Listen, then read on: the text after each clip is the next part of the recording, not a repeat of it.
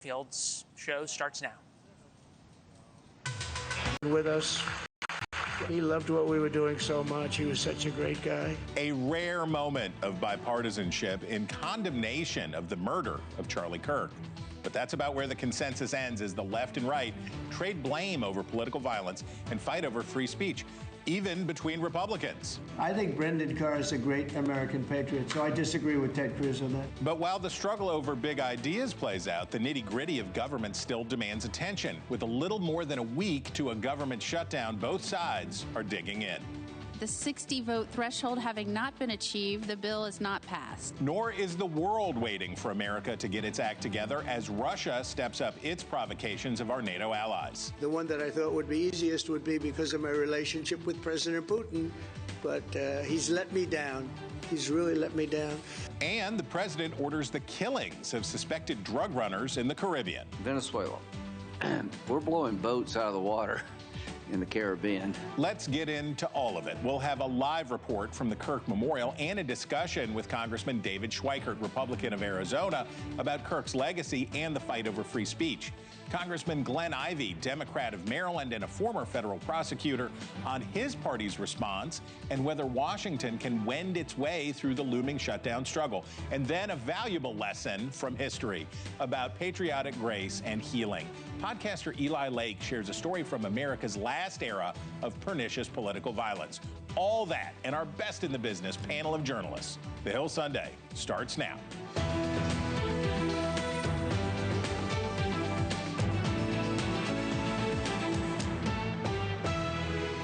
Hello from Washington and welcome to the Hill Sunday. I'm Chris Stirewalt. Tens of thousands of Americans are gathering outside of Phoenix, Arizona today to pay their respects to Charlie Kirk, the 31-year-old political organizer who led a movement that changed the political trajectory of America's college campuses.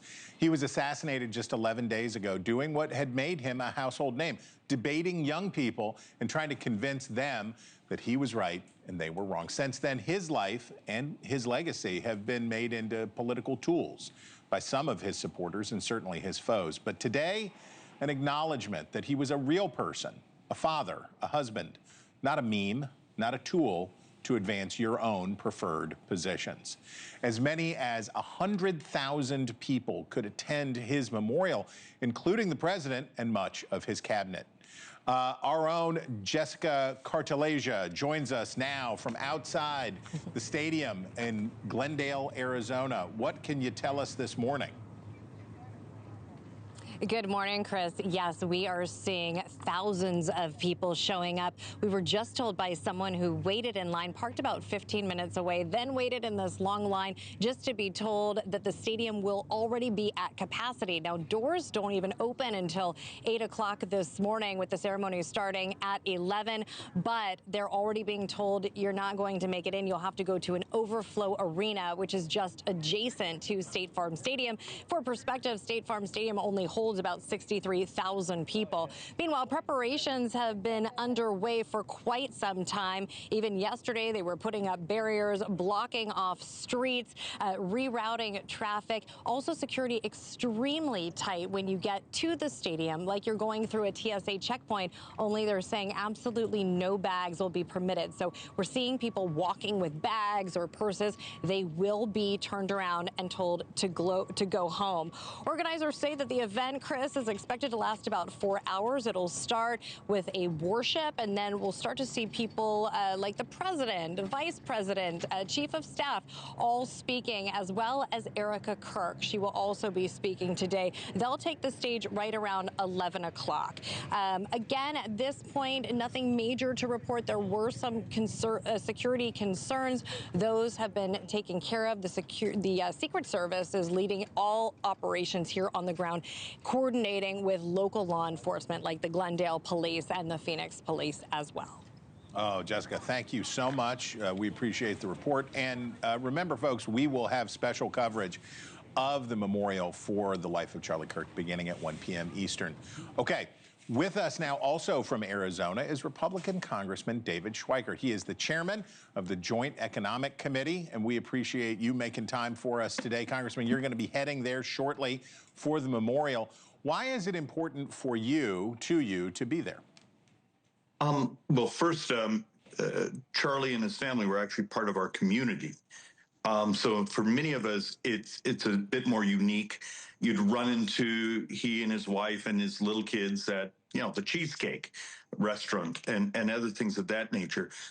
But also, when you actually have something like this, where you're suddenly seeing young people showing up in meetings and discussions and those things, it's an opportunity to sort of talk about, memorialize the impact he's had, both not only on the community, but also on the movement. Okay, all of that is true, but it's also true that there has been a pretty ugly debate about which party is responsible for the rise in political violence in America. And there are some in your party, including the president, putting the blame just squarely on the left. But I took note of what Karl Rove wrote in the Wall Street Journal. He said, no, Charlie Kirk wasn't killed by them. They didn't pull the trigger. One person did. Apparently a young man driven by impulse and a terrible hate. Using Charlie's murder to justify retaliation against political rivals is wrong and dangerous.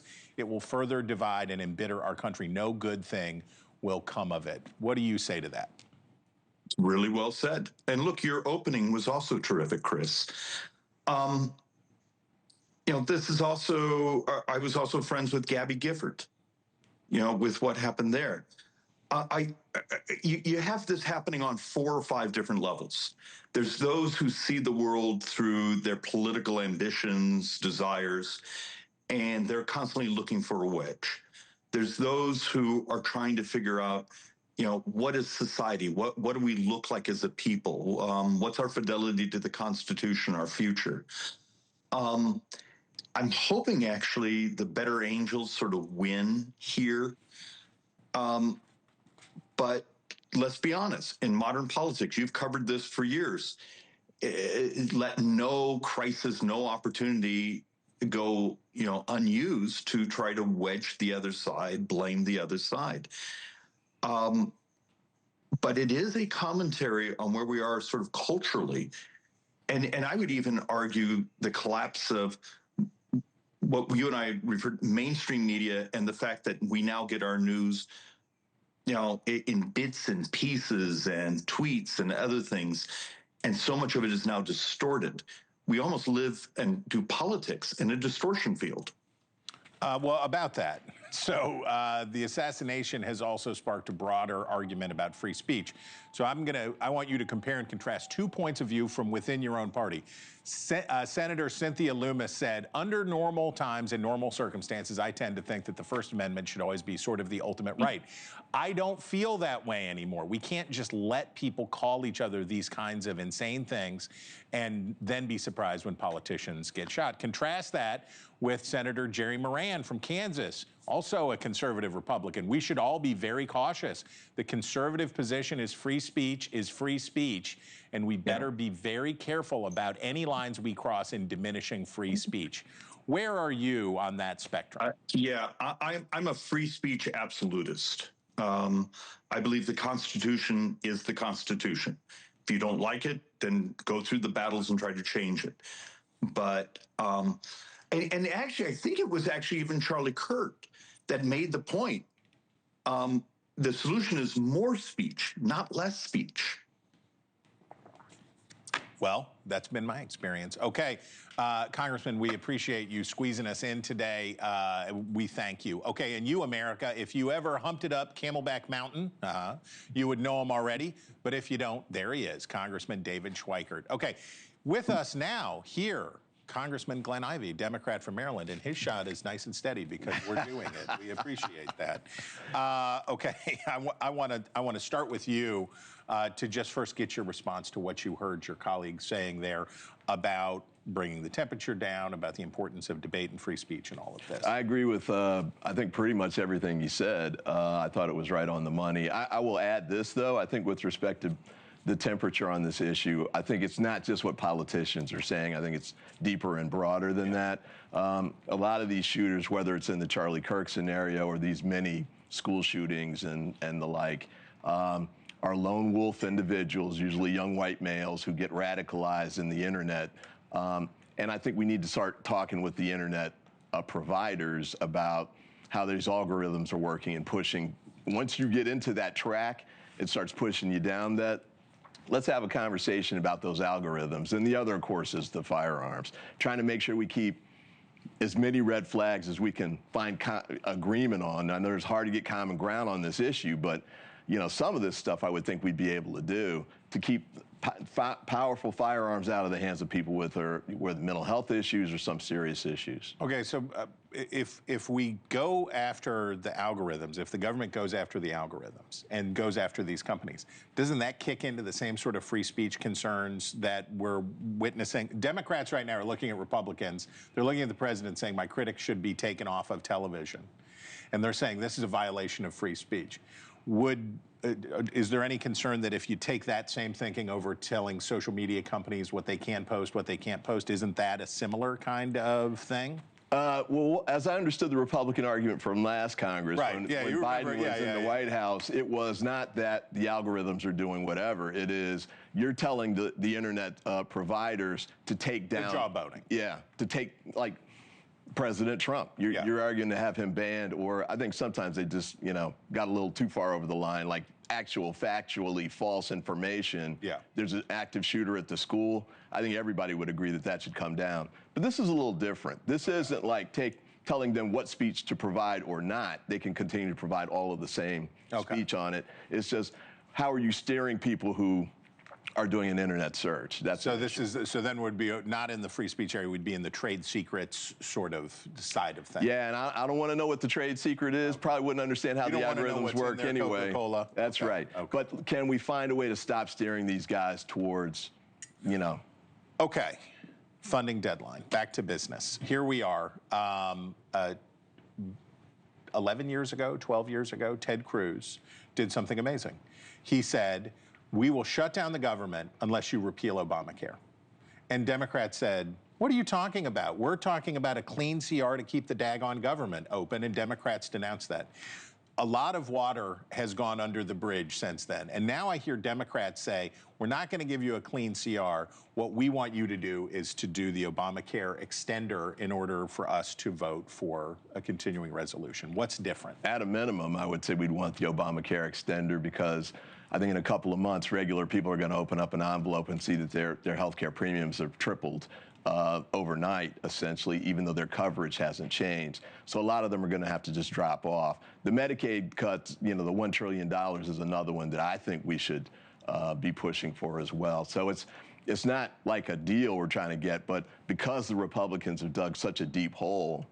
And they know it. We know that they know it because they rebranded their. It's not the big beautiful bill anymore. It's like the working families. Yep. Whatever. Ironically, this could be Democrats saving Republicans from themselves. I think it's unlikely they're going to end up doing this for a variety of political reasons, but all we're saying right now is you've got people in your districts, hospitals are shutting down in your districts, you got people who are going to lose their health care coverage, grandma's kicked out of the. Let's take care of this. So on the list of asks from Democrats, so they can do it in the House without you. They did it in the House without you. But they need 8, I think, in the Senate, 7. Well, and keep in mind, they only got 44 votes in the Senate. There were 8 Republican senators who did not vote at all. So that's another indicator that they realize they're in trouble. And on the Democrats' list of the things that they're asking for a vote to keep the government open includes the big one, which is all the Medicaid cuts, undo all the Medicaid cuts. And there is the Obamacare extender, and there are a couple more on the list. What's the stop point for you where you say you can shut down the government until the cows come home? I'm not voting for one unless I get what? What's your? Well, I'll leave that to the Democratic leadership. That's above my pay grade. But I think those types of things, the damage that was done in the quote unquote one big beautiful bill, you know, trying to unravel that is the way we need to go. Yesterday, I started the day at an Alzheimer's march and ended the day at a suicide prevention fundraiser. Both of them have experienced massive cuts from the federal government. The Alzheimer's piece, there are people out there celebrating the advances we've made. But they also know that the clinical trials have been disrupted based on what the Trump administration has done. I mean, there's 1,000 issues like that across the country that we can't all fix at once. But we've got to start fixing what he's done. I mean, it is horrific, the impact it's going to have on regular people. Okay, you're former U.S. attorney. What is going to happen in the Eastern District of Virginia? The president has said that he has had fired the U.S. attorney for the Eastern District of Virginia, whom he nominated and who was confirmed for his refusal to prosecute some of the president's political enemies. He posted on his social media platform a direct message to Pam Bondi, the Attorney General. You have to go after Adam Schiff. You have to go, I forget all of the Democrats that were in the list. It's a long list. It's a long list, but you have to go prosecute and punish these people. Now we have a vacancy in the U.S. Attorney's Office in the Eastern District of Virginia. What is going to happen here? I'm not sure, but I'll say this. That is one of the premier offices in the country. Yeah, it's a big deal. It's a fantastic office. They do great work, and they train their lawyers the right way. And I think that might be why Mr. Siebert stepped away. He's like, no, I don't do politics with prosecution. We play it by the book, law, evidence. You know, we do it the right way. And that's why he got fired. So the question will be, I think, whether they can find someone in that office who will break with that tradition and, frankly, their oath and do what the president wants. And with the blue slip tradition, and this is a weird Washington thing, but the blue slip tradition is that when somebody's nominated for a judgeship or nominated for a U.S. attorney's job in a district, that the senators from that state basically have a veto power. It's the Senate club working to say, we're not going to nominate anybody into one of these jobs in your district that you absolutely hate. Could we see this go away? Well, I think what they might do is what they tried to do in New Jersey, which is put the acting role. Pocket, so just so they can circumvent having people actually vetted who've agreed to do the type of misconduct that Trump wants from them. Okay. All right, America, if you knew that the College Park Airport was the world's, did you know this? That was the world's oldest continually operated airport since 1909. You would know him already, but if you don't, there he is right here, Congressman Glenn Ivey. We appreciate you. Coming up, 5 decades ago, America found itself in an era of even worse political violence than we do today. How did Americans in the 1970s break the cycle? Columnist and podcaster Eli Lake is here with a fascinating story, largely forgotten by history, that may show us the way to get home when the Hill Sunday returns.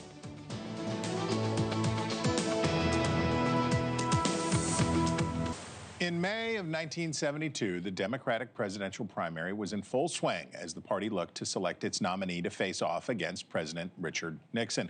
Alabama Governor George Wallace was on the rise. He had won 3 primaries and was set to win in Michigan and Maryland, which is where he was on May 15th, campaigning in front of a large crowd outside of a shopping mall.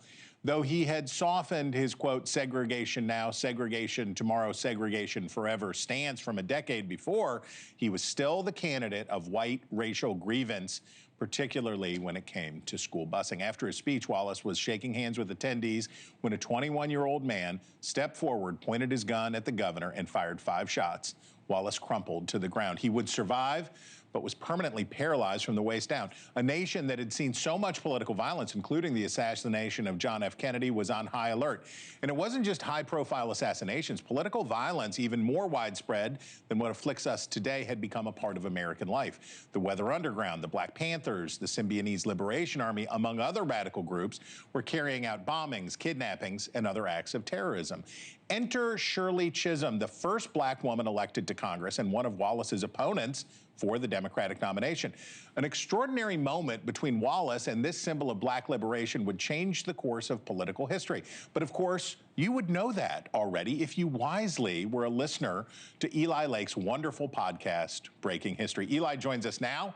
He writes for the Free Press, where he also does this wonderful podcast. And he is, of course, a contributing editor for Commentary Magazine. Eli, thank you for being with us, and congratulations on another wonderful episode. I think America knows a lot about George Wallace. I think everybody in high school history heard about George Wallace. Shirley Chisholm is a lesser-known figure, but an equally remarkable one. Tell us about her. Well, I mean, Shirley Chisholm is somebody who benefits from redistricting in 1968 to become the first black woman, as you said, to win a seat in Congress. But really, her remarkable rise in some ways is a kind of proto-populism of the left. I see her as not just an important kind of barrier breaker when it comes to race and gender in America, but also as somebody who ran a populist campaign. Her slogan was unbought and unbossed. And she started off saying, I am not going to be rolling over for the party bosses, whether they're Democrats or Republicans. And in doing so, I think it gave her a lot of latitude. I mean, this is sort of a minor story before we get to the main course. She allied with a freshman senator named Bob Dole to create what's known as the WIC program.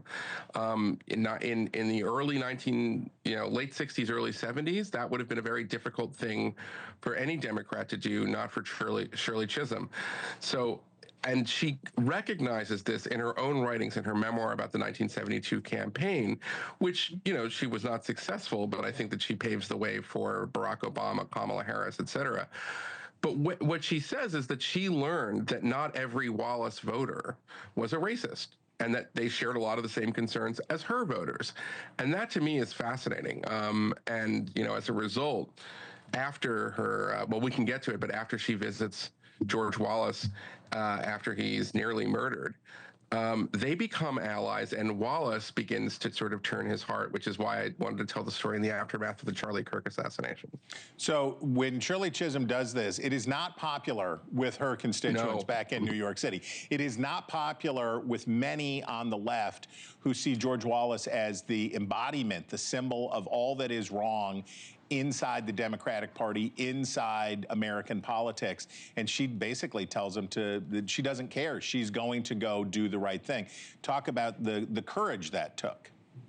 Well, it took a lot of courage. I mean, she had a young staffer named Barbara Lee who would ultimately end up becoming a congresswoman herself, who almost quits. And she talks about how she went to her own constituents. She's had 2 town halls after the 72 election because she almost lost her seat.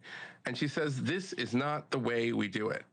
To me, that is, a huge amount of political courage to kind of tell your own tribe that we should never be celebrating the death or the near death of a political rival, no matter how odious their views. The other part of the story, which I love, is that her act of kindness to see the humanity in someone who didn't really see the humanity in her was something that lit a spark in George Wallace, who then kind of goes through this metamorphosis. There have been, historians can debate about whether it was cynical or sincere. I think it was sincere. But he ends up, by the end of the 1970s, asking the forgiveness of people like John Lewis, who were the civil rights activists, who he sent the Alabama National Guard against. And then in 1982, the kind of coda to the story is he runs for governor again, but he runs as a kind of reformed Wallace. And he gets 90% of the black vote, and he gets endorsements from civil rights leaders. That, to me, right there, shows that there is power in reaching across the aisle and actually, seeing the humanity, showing grace, showing empathy in people with whom you have existential disagreement, which is, in the case of Shirley Chisholm, clearly the case with somebody like George Wallace. And it doesn't really matter why. I mean, it doesn't ultimately matter why George Wallace changed his view and became somebody who the NAACP could endorse, because after all, his passionate bigotry, the intense bigotry with which he eventually initially won the Alabama governorship, was politically motivated too. So maybe is part of the lesson here that we shouldn't question other people's motives so much as we focus on what they actually do? Yes, I think it's important to also. It's fine to question someone's motives, but I think it's also important to sort of say, all right, I have a bitter disagreement with somebody on, and we have a lot of these issues today. They're still a human being. They still have voters. They're not all monsters, and it's not all a big they versus a big us. And in my view, we need a lot of that right now. I understand so much of the anger that, of course, many on the right feel, but we should also maybe think that, we've also seen a lot of really great statements from people who are, who were the polar opposite of Charlie Kirk's ideology. I'm thinking of Bernie Sanders. That's not everybody. You can find tasteless, examples as well, whether it's Jimmy Kimmel, but I think it's important to maybe sort of see, not so we can all agree on something, but just so we can understand that civic disagreement is what makes the republic possible. Eli Lake, please keep up the great work. I love your thank you so much. podcast. All right, thanks, Eli. Thank you. Now you, America, there's still much more ahead. How are you feeling about the direction of the country right now? Well, we've got new data that suggests that the vibes are not vibing. We'll head to our wonder wall next. Plus, our best in the business panel is on the other side. The Hill Sunday. We'll be right back.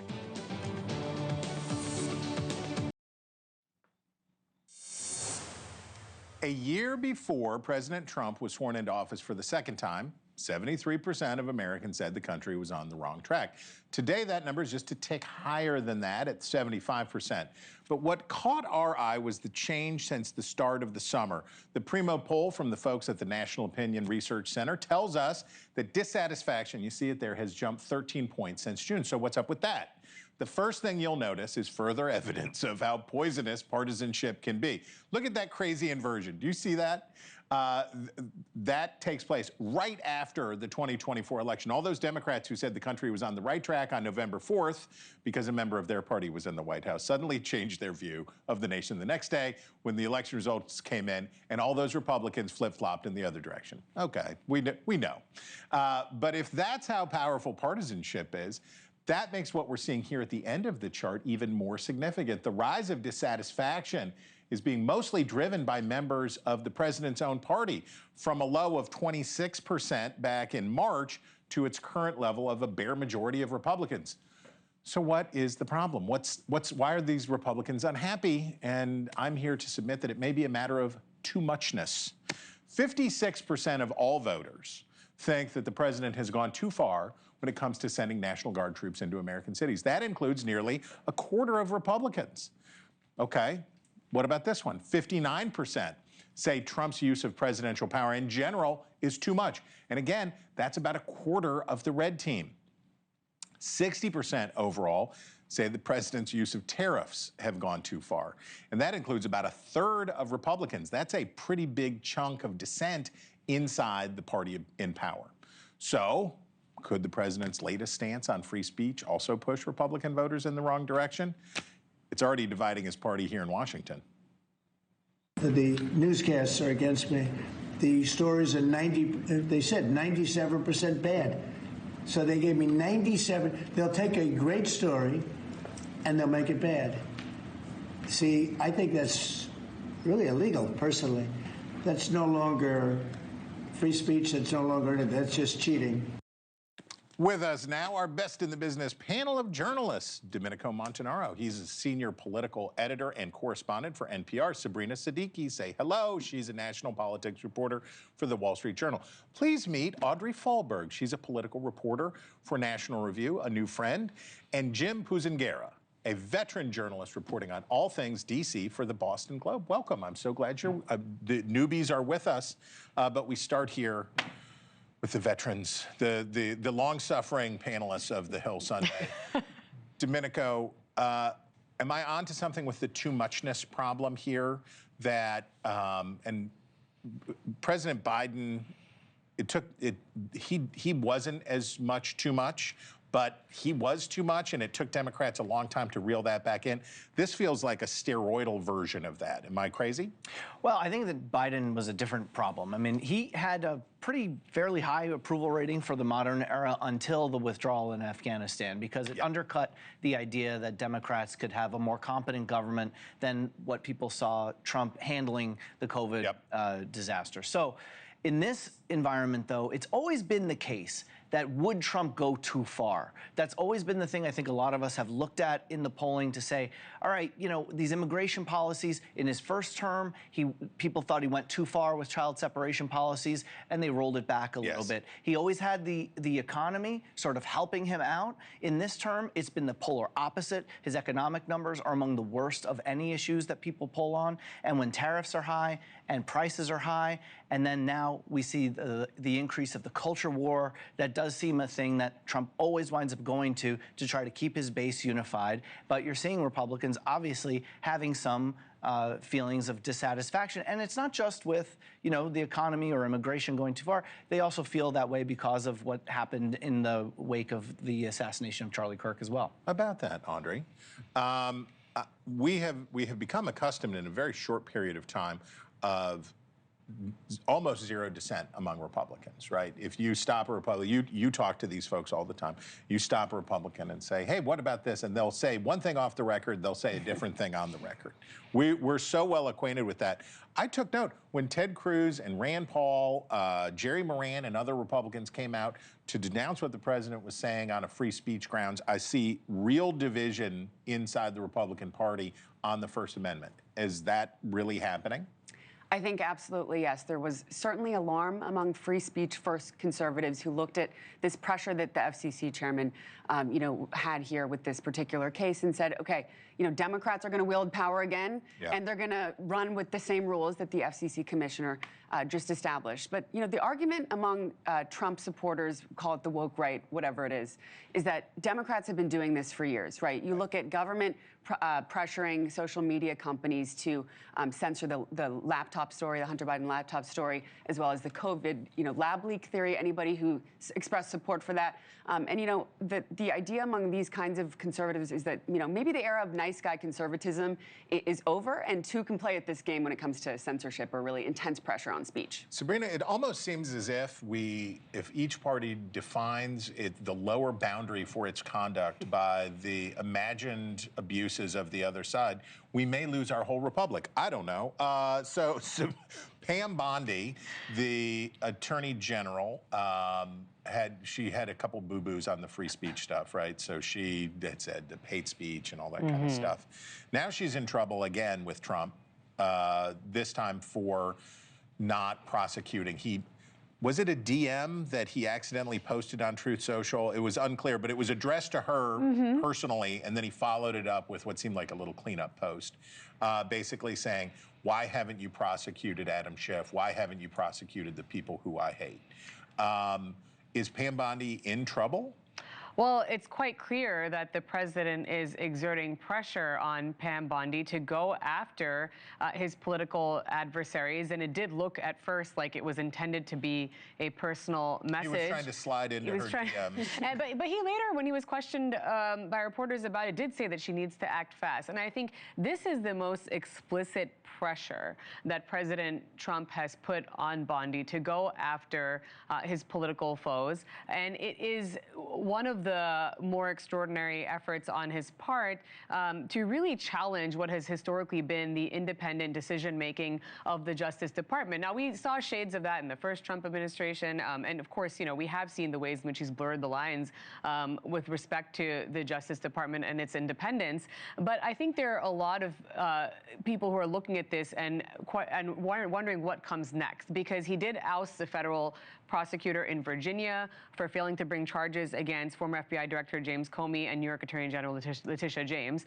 And he's nominated as a replacement a White House aide who has also served as one of his personal attorneys. So is this going to be the new strategy to try and remake federal prosecutors across the country, or replace them with people who will serve his agenda and who will follow suit in the kind of retribution that he's seeking against his political opponents? Okay, Jim.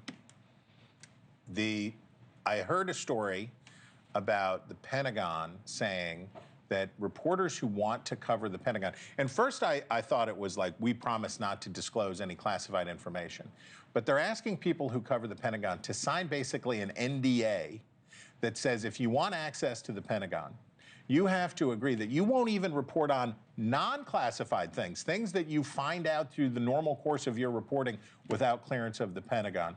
What in the Sam Hill is going on? It's just another example of how the Trump administration has been trying to crack down on the independent media. I mean, we saw that with the Pentagon earlier, where they pulled credentials, or they pulled news organizations out of there. We've seen it with the press pool in the White House where the Trump administration has bounced But they won that battle, right? The AP kicked up a fuss. Well, they won, but they lost because they said you have to include AP. You can't exclude them and let the other wires in. So they said we'll just take all the wires out. All the wires out. And what the result is you see these news avails with the president, and he's getting some tough questions, but he's getting also a lot of softballs. A lot of easy questions, and that's what they want. He really does not want to be challenged. You see it. He gets his back up. If you ask him a question that's too intense, he'll ask what news organization you're from. And they're trying to do that at the Pentagon. In a way, they're trying to do that with the FCC chairman, with Jimmy Kimmel and what we saw last week in terms of putting pressure on TV stations and trying to quelch that negativity that they view. Domenico, this is off topic, but I have to ask because I needed to ask someone about this because I'm obsessed with it. Kamala Harris has a book out, and Pete Buttigieg was too gay to be her running mate. What? I have such a hard time comprehending Kamala Harris, and as these excerpts come out. And so basically what she said was, I wanted to pick Pete Buttigieg, but I thought that he was too gay, that America would not have accepted him because she is an African-American woman and that her husband is Jewish and it would be too much. What is she talking about? What is going on here? You know, Kamala Harris is somebody who never really wanted to be in D.C. She's not really someone I don't think she's going to have a problem. Yeah, I mean, she was never, someone who was close to her, who had worked with her, had told me that it took her a while to really settle in, to understand why the way things happen in Washington are the way they do. And I don't know that she really has, like, the strongest acumen for national politics. Okay? Yeah, I mean, that's just to be like clear about it. I read the Atlantic article that had one of the excerpts in it, and the first 4 paragraphs, I was like, I don't understand which constituency you think is the one that the White House needs to reach out to, or like why we're pushing forward with these recriminations against the Biden administration not standing up for her more. So I don't really understand what the point exactly is of what she's doing, and if she thinks that this is the way that she's going to be able to pave a path to 2028, I think it probably did the opposite. Okay, well, see, that's why we asked him, because he knows things. All right, coming up, shut down or shut up? A factious Congress hurdles toward the federal funding deadline when the Hill Sunday returns. A town and a country rocked by senseless political violence. I don't care what his politics are. I care that he was an American. Charlie and I agreed on what matters most, that you do not have to agree to get along. What matters is how you disagree.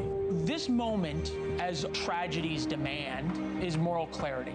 Be open to the possibility that you might be wrong. Talk to somebody you disagree with and treat them like a human being. Try that. Welcome back, and our best in the business panel with us, even still, Sabrina. Everybody in Washington wants a shutdown. That's what I have concluded, is that the White House and the Republicans think that the Democrats are going to get the blame. We heard Glenn Ivey on the show earlier. The Democrats want to show that they're not afraid to fight. So it seems like everybody's determined that we'll have a government shutdown, so we're going to have a government shutdown. That appears to be the case. Now, it's unclear if there is some kind of last-minute resolution. I think one of the key sticking points here is actually the Obamacare subsidies, which are due to expire. And there is actually pressure on Republicans to do something about it because of the looming expiration and premiums potentially going up, which could drop political blowback. And they are feeling some of that pressure on healthcare more broadly, which is why I think Democrats feel like they have some kind of opening. At the same time, I think when you talk to Republican leadership aides, there's some reticence to negotiate with Democrats and come up with some kind of deal that President Trump doesn't himself endorse, and they feel like they haven't gotten clear guidance on what President Trump will sign into law. But I will say government shutdowns are unpopular. It is true that voters often do tend to blame whoever is in the White House at the time. It's a lot harder to shift blame on the minority in Congress. But we've seen this show before, and the big question is, do they go for it, or do we have another stopgap measure and have this fight all over again in a few months? Domenico, it's a lot easier to get into a shutdown than it is to get out of one. And the demands, and this is what we found out with the Ted Cruz shutdown in 2013. This is what we found out in the longest shutdown in history, which was in Trump's first term, right? The conditions that you place upon yourself going into it dictate, are you going to fully retreat or whatever? Democrats are starting with a big list that they want. I mean, they only need, what, 8 in the Senate? So how long do they last if this gets started, and what's their real red line? Well, and I think the condition going in really is that Democrats, activists or rank and file Democrats, are really irritated with what they see as, life in the minority is terrible, right? Because you don't have a lot of levers of power. But when you're out there and you're somebody who supports the party, you look at this party and you think, what are they doing? They've got to do something, right? This idea, they've got to do something. And you saw the blowback that Chuck Schumer had gotten earlier in the year when he decided to capitulate and say that they were going to go along with the spending measure from the Trump administration. We're in a different place right now, where I think there's a lot of Democrats who want to see Democrats stand strong and say and figure out a way, if there can be blame put on the administration, to keep it there. But we haven't seen a lot of polling on who would be to blame. I think that's going to dictate some of this. I'm exhausted of it already, and we haven't even gotten there, Jim. Republicans do acknowledge that, in the rebrand, I noted the rebranding of One Big Beautiful Bill as the Working Families Relief Act or whatever. They do acknowledge they have some exposure here. So does that do they get to the Obamacare subsidies extender faster because of that? Possibly, because they're finding out that it's hard selling the big, beautiful bill. The core of that bill is extending tax cuts that already exist. So people aren't going to see a huge tax break, most people, next year. What they're hearing is a lot of the negativity about people losing health care subsidies and health care coverage. The problem is nobody wants to negotiate right now. As you said, without President Trump, nobody knows what's going to be acceptable and what's not. Audrey, we have just moments left, but I had to ask you, because you follow this stuff. Give us your state of the race. Virginia and New Jersey, we're getting closer. How do you see the races, real quick? I do think New Jersey's a little bit more competitive at this point, which is kind of interesting. You traditionally don't think of New Jersey as a red state, but there is a history of a lot of Republican. So he's a little. That's Jack Ciattarelli. It's closer to Mikey Sherrill, right? Yes. Then in Virginia, I think Winsome Sears is having a really tough time, trying to make her case to the Virginia electorate that she should be reelected. Glenn Youngkin is barred from serving another consecutive term, and she's leaning in all in on cancel culture, and it's not going super well. I bet Winsome Earl Sears hopes there is not a government shutdown in place when federal workers in Loudoun County are going to the polls in November. Guys, no shutting down your excellence. We appreciate you. Thanel, coming up, everybody give it up for America's favorite fighting Frenchman. Your almanac is next. Zut alors. Welcome back. This is your almanac for today, Sunday, September 21st, 2025. On this day, in 1792, the French National Convention abolished the nation's monarchy, establishing the First Republic, 2 months after the storming of the Bastille. The revolutionaries turned to a seasoned statesman for guidance in those early days, Marie-Joseph Paul-Yves Roch Gilbert du Motier de Lafayette, the Marquis de Lafayette, hero of the American War of Independence the decade before. Lafayette had returned to his home country with refined Enlightenment ideals. The hero of two worlds took an early revolutionary role in France as the commander-in-chief of the Parisian National Guard and as author of the Declaration of the Rights of Man and of the Citizen. But the revolutionary mob's thirst for blood would not be slaked by the murder of the king and queen alone. The reign of terror had begun, and Lafayette and his lofty ideals were welcome no more. He was forced into exile and eventual imprisonment. During Napoleon Bonaparte's rule, Lafayette was allowed to return home, but the revolution was in the air again. In 1830, King Charles X dissolved the National Assembly and unrest returned. At 72, Lafayette answered the call of his countrymen again and agreed to lead the National Guard to restore order. But Lafayette found himself facing a choice. His friend and mentor, George Washington, knew well. Would he agree to serve as dictator for the good of the young Republican? And like the father of our country, he had the patriotic grace to decline. So whatever job you're trying to get out of this week, we hope you have as good an excuse as Lafayette. Until next time.